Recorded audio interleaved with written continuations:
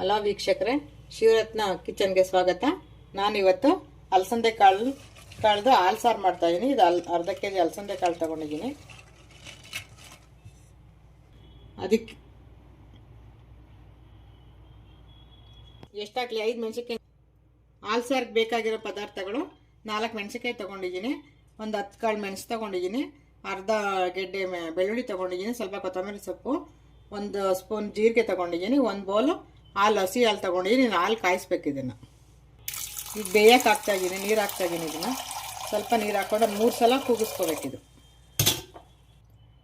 ಮೆಣಸಿನ್ಕಾಯಿ ಬೇಯಕ್ಕೆ ಹಾಕ್ತಾಯಿದ್ದೀನಿ ಕಾಳು ಜೊತೆಗೆ. ರುಚಿಗೆ ಉಪ್ಪು ಹಾಕ್ಕೊಳ್ತಾ ಇದ್ದೀನಿ.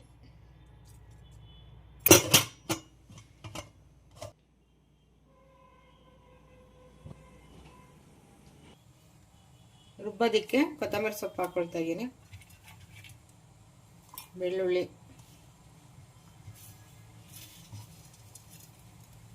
ಮೆಣಸು,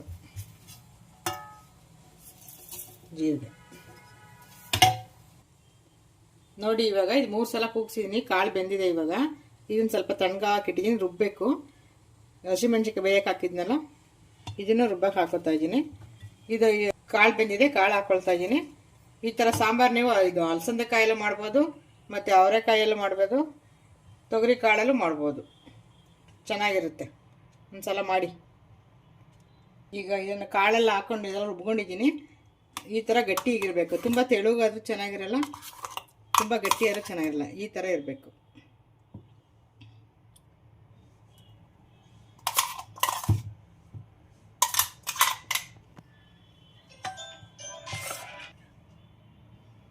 ಈ ಖಾರ ಹಾಕಿರೋದನ್ನ ಮಿಕ್ಸ್ ಮಾಡ್ತಾ ಇದ್ದೀನಿ. ಕಾಯಿಸಿರೋ ಹಾಲು ಹಾಕ್ತಾ ಇದ್ದೀನಿ.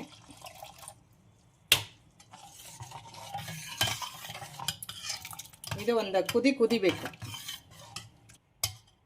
ಹಾಲು ಹಾಕಿದ್ಮೇಲೆ ಒಂದು ಕುದಿಸ್ಬೇಕು. ಈಗ ಕುದೀತಾ ಇದೆ.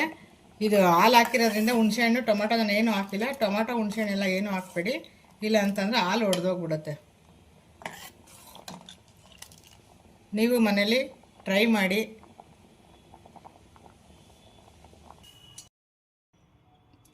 ವೀಕ್ಷಕರೇ, ಇವಾಗೆಲ್ಲ ಹಾಲು ಸಾಂಬಾರು ರೆಡಿಯಾಗಿದೆ.